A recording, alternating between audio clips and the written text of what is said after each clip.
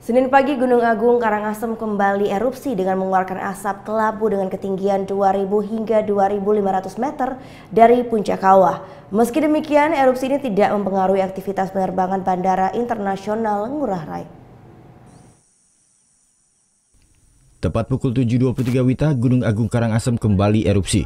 Erupsi kali ini mengeluarkan asap kelabu dengan ketinggian 2.000 hingga 2.500 meter dari puncak kawah. Erupsi ini juga disertai abu vulkanis dengan intensitas tipis yang condong menuju arah timur dan timur laut. Beberapa wilayah di Kabupaten Karangasem pun terkena dampak sebaran abu vulkanis, seperti sebagian Desa Abang dan Desa Kubu. Pihak Pusat Vulkanologi dan Mitigasi Bencana Geologi PVMBG menyebutkan erupsi kali ini tidak mempengaruhi aktivitas penerbangan di Bandara Internasional Ngurah Rai lantaran kode fauna yang dikeluarkan masih berwarna oranye. Meski demikian, PVMBG memprediksi potensi letusan masih akan terjadi mengingat aktivitas vulkanis gunung masih tinggi. Sementara terhitung dari pukul 0 hingga 6 WITA telah terjadi gempa vulkanik dangkal sekali, vulkanik dalam 2 kali, serta tremor terus-menerus dengan amplitude 1 hingga 2 mm.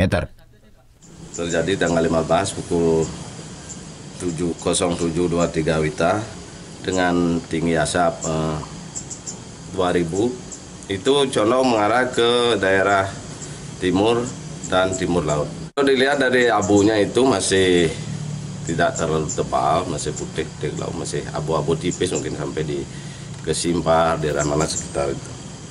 Daerah Kubu juga masih tipis. Tapi kalau masalah ke bandaranya kita Pona udah kita kirim. Itu Ponanya apa? Pona? Bisa tetap. Sejak Gunung Agung dinyatakan kritis 22 September lalu, jumlah erupsi yang terjadi sudah mencapai 26 kali. Sementara status gunung masih berada di level 4 atau awas, dengan rekomendasi zona merah 6 km dari puncak gunung.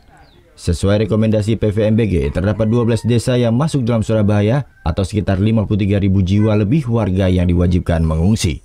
Tim Liputan melaporkan untuk NET.